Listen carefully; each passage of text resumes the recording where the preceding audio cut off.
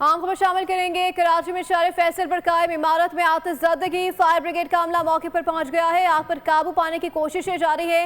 Update करें आपको इस वक्त अहम खबर से। कराची में शहर फैसल पर वाक़ इमारत में आग भड़क उठी है और फायर ब्रिगेड का अमला मौके पर पहुंच गया है। आग पर काबू पाने के लिए कोशिशें भी जारी हैं। फायर ब्रिगेड का अमला मौके पर पहुंच गया है। आग बुझाने के लिए कोशिशें जारी हैं। कराची में शहर फैसल पर कायम इमारत में आतिशज़दगी, फायर ब्रिगेड का अमला मौके पर पहुंच गया। आग पर काबू पाने के लिए कोशिशें जारी हैं। मजीद जाने थे नुमाइंदा बोलीस मोहम्मद काशान से। जी मोहम्मद काशान, बताइएगा क्या वजूहत सामने आ रही है आग लगने की?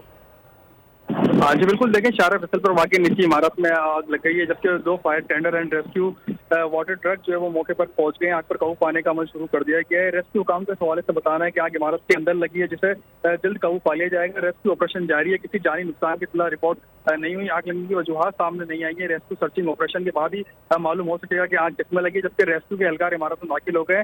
रेस्क्यू काम की जानिब से दावा किया गया कि जल्द से जल्द आग पर काबू पा लिया जाएगा। जी मोहम्मद काशान अपडेट करे थे, आपका शुक्रिया।